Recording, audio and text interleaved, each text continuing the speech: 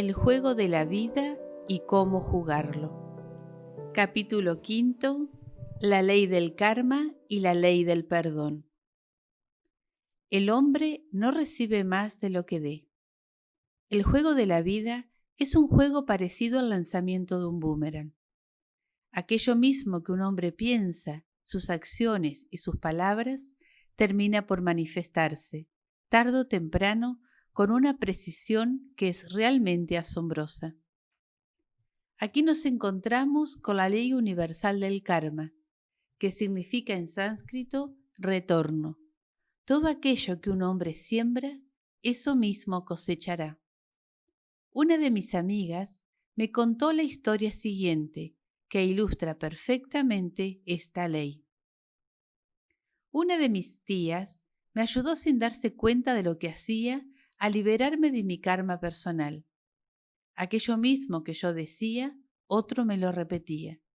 Yo estaba a menudo irritada en casa y un día le dije a mi tía que hablaba durante la cena: «Deja de hablar, deseo comer en paz».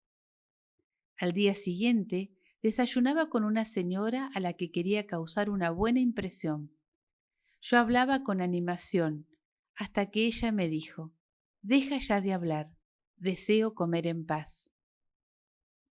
Mi amiga se encuentra en un nivel elevado de conciencia, por lo tanto, su karma actúa más rápidamente que el de una persona que está todavía sobre el plano mental.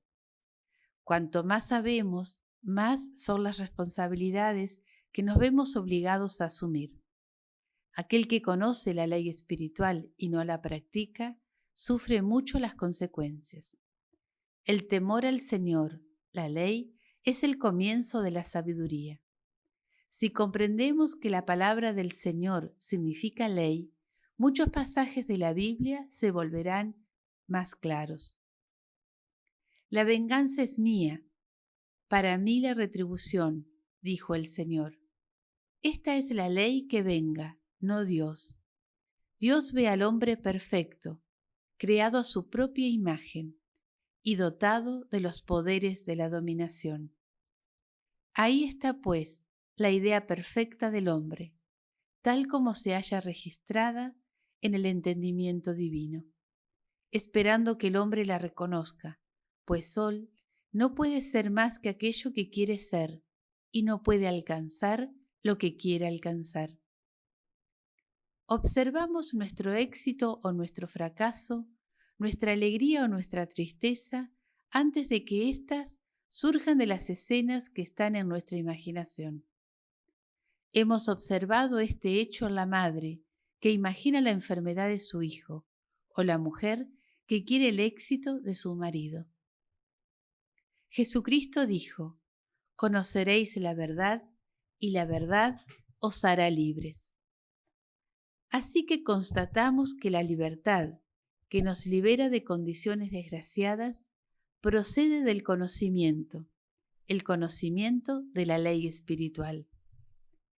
La obediencia precede a la autoridad y la ley obedece a aquel que obedece a la ley. La ley de la electricidad tuvo que haber sido padecida antes de que pudiera servir al hombre. Aquel que la emplea con ignorancia puede estar delante de un enemigo mortal. Así, en ella está la ley del espíritu. Una señora que poseía una gran fuerza de voluntad deseaba llegar a ser la propietaria de una casa perteneciente a uno de sus familiares, y se formaba con bastante frecuencia imágenes mentales en la que se veía a sí misma viviendo en aquella casa. Después de cierto tiempo, el propietario murió y ella heredó la casa. Muchos años más tarde, antes de que llegara a conocer la ley espiritual, esta mujer me preguntó un día: ¿cree usted que yo haya tenido algo que ver con la muerte de este hombre? Sí, le respondí. Su deseo era tan fuerte que lo barrió todo, pero usted ya ha pagado ese karma. Su marido, al que usted amaba muchísimo, murió poco después, y esta casa se transformó para usted en una especie de caballo en la cuadra durante muchos años. Sin embargo, ni el primer propietario de esta casa ni el marido de la mujer habrían podido verse afectados por su pensamiento si hubieran estado firmemente anclados en la verdad. Pero lo cierto es que ambos se encontraban bajo los efectos de la ley kármica. Esta señora, al sentir hasta qué punto deseaba aquella casa, debería haber dicho: inteligencia infinita, dame la casa que me conviene, que sea tan encantadora como esta, la casa que es mía por derecho divino. La elección divina le habría ofrecido una satisfacción perfecta y habría aportado a cada uno su propio bien. El modelo divino es el único con el que se puede trabajar con las más completas de las seguridades. El deseo es una fuerza formidable. Debe ser canalizado convenientemente, si no irá inmediatamente seguido por el caos. El hombre no debe pedir nunca más que aquello que le pertenece por derecho divino. Volviendo a nuestro ejemplo anterior, si la señora en cuestión hubiera tenido la costumbre mental de decir: si esta casa que deseo es mía, no la puedo perder.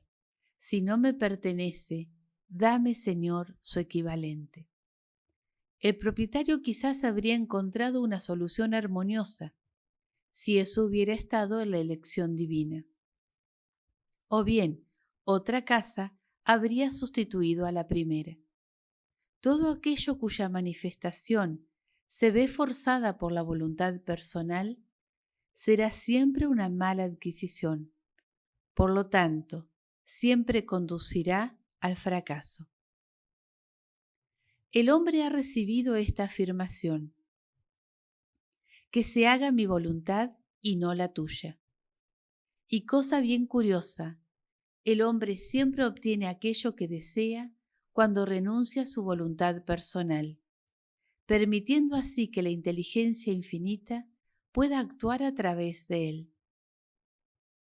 Quédate tranquilo y espera en silencio la liberación del Señor.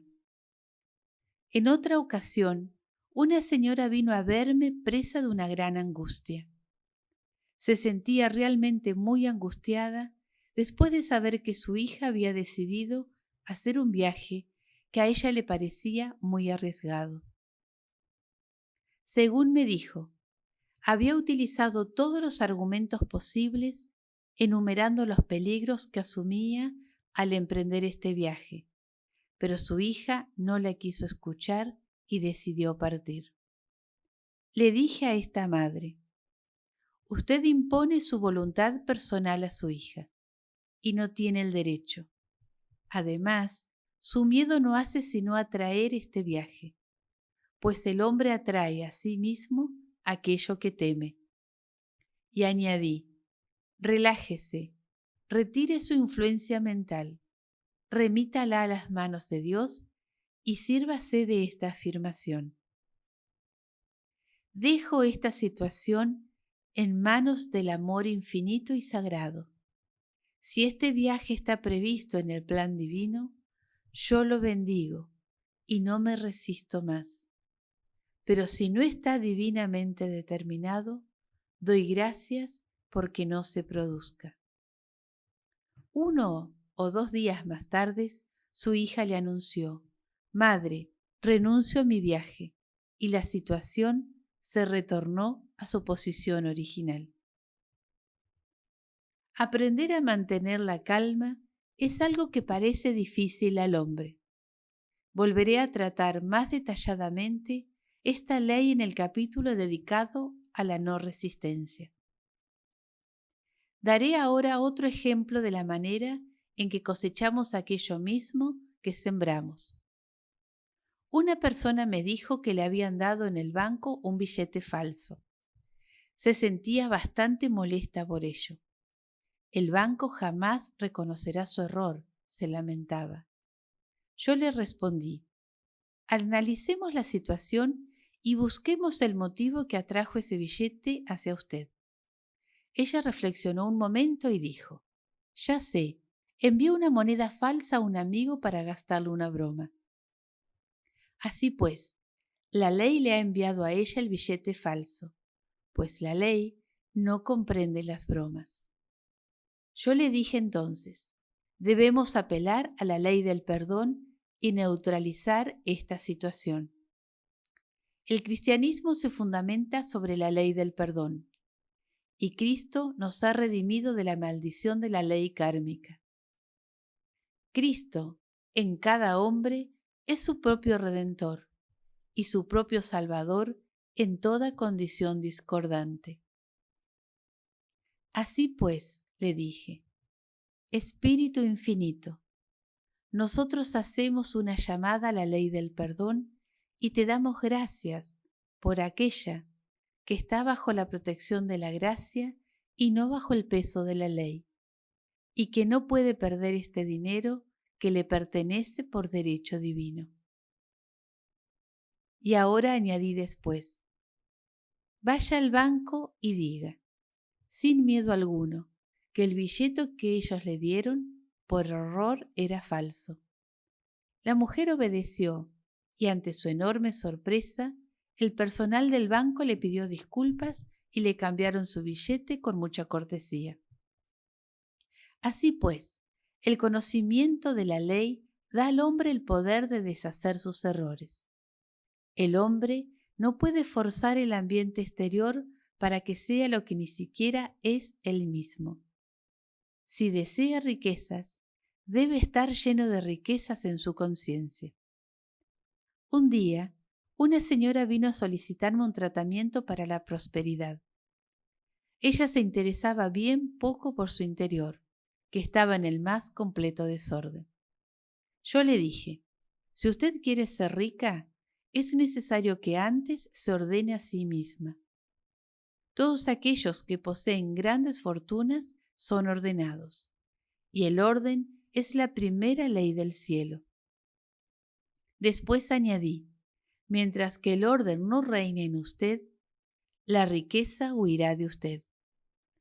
Inmediatamente, esta mujer empezó a arreglar su casa. Dispuso los muebles de forma diferente, organizó los cajones, limpió las alfombras, y de ese modo no tardó mucho en alcanzar una importante retribución pecuniaria, en forma de un presente que le hizo un familiar. Cambió y dirigió sus negocios pecuniarios vigilando su entorno, y ahora todo se dirige hacia la prosperidad, sabiendo que Dios es su fuente. Muchas personas ignoran que dar es invertir y que atesorar, ahorrar en exceso, conduce invariablemente a experimentar pérdidas. Aquel que da con liberalidad será más rico que aquel que ahorra en exceso, pues éste no hace más que empobrecerse. He aquí la historia de un señor que deseaba comprarse un abrigo de piel. Acompañado por su señora, se dedicó a visitar numerosas tiendas, pero no pudo encontrar lo que buscaba. Todos los abrigos que le presentaban le parecían de aspecto mediocre. Finalmente, encontró uno que valía $1000, pero el dueño de la tienda dio su autorización para que le redujeran el precio a $500, al considerar que la temporada ya estaba bastante avanzada. El hombre poseía alrededor de $700. La razón le aconsejaba: no debes gastarte casi todo lo que posees a comprar un abrigo. Pero el hombre, que era muy intuitivo, no razonaba jamás. Miró a su mujer y le dijo: sí, vamos a comprar este abrigo y voy a hacer un gran negocio. Ella consintió, aunque sin gran entusiasmo. Alrededor de un mes más tarde, el hombre recibió un pedido por valor de $10,000. El abrigo le había dado una tal conciencia de la prosperidad que él la había atraído. Sin este abrigo no habría podido realizar este importante negocio. Fue una inversión que le permitió obtener grandes ingresos. Si el hombre no hubiera escuchado sus intuiciones, que le decían que debía gastar o dar, esa misma suma de dinero se la habría gastado de todos modos, sin obtener beneficio alguno, o de una manera inadecuada. Una señora me contó que en el Día de Acción de Gracias había informado a su familia de que ofrecería la cena tradicional. Tenía el dinero necesario, pero decidió ahorrar. Algunos días más tarde, un ladrón entró a hurtadillas en su habitación y le robó el monto exacto de la cena. La ley sostiene siempre a aquel que gasta sin miedo y con sabiduría. Ocurrió en cierta ocasión que una de mis alumnas salió de compras acompañada por su pequeña sobrina. La niña quería un juguete, pero su tía le dijo que no podía permitirse comprarlo en aquellos momentos. De repente, se dio cuenta de que estaba cediendo a la idea de la pobreza, en lugar de remitirse a Dios, a su providencia. Así pues, compró el juguete y cuando regresó a su casa, se encontró en la calle la cantidad exacta que había pagado poco antes. Nuestros recursos son infinitos e infalibles, cuando nuestra confianza es absoluta. Pero la confianza y la fe deben preceder a la demostración. Que sea hecho según tu fe. La fe es la sustancia de las cosas que esperamos, la evidencia de las cosas que no vemos. Pues la fe mantiene la visión estable, las imágenes adversas se disipan y en el tiempo requerido nosotros cosecharemos si no vacilamos.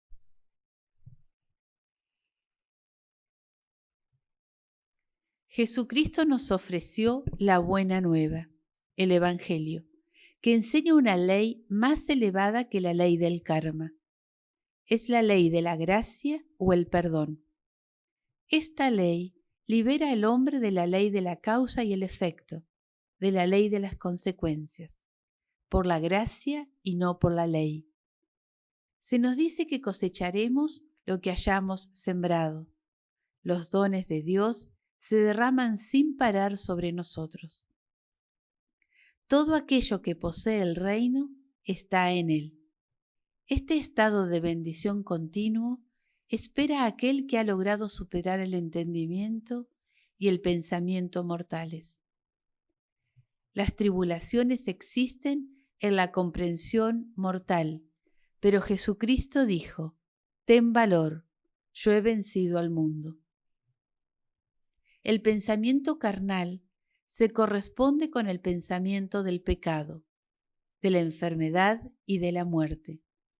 Jesús comprendió su irrealidad absoluta y afirmó que enfermedad y tristeza pasarán, y hasta que la propia muerte, su último enemigo, será vencida. Hoy, desde el punto de vista científico, sabemos que la muerte puede ser vencida al imprimir en el subconsciente la convicción de la juventud eterna y de la vida eterna.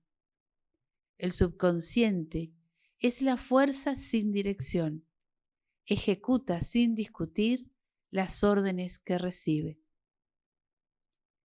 Al trabajar bajo la dirección del superconsciente, el Cristo o Dios en el hombre, se alcanzará la resurrección del cuerpo. El hombre no rechazará más su cuerpo a la muerte, sino que se transformará en un cuerpo eléctrico, como cantó el poeta Walt Whitman, pues el cristianismo está fundamentado sobre el perdón de los pecados y sobre un sepulcro vacío.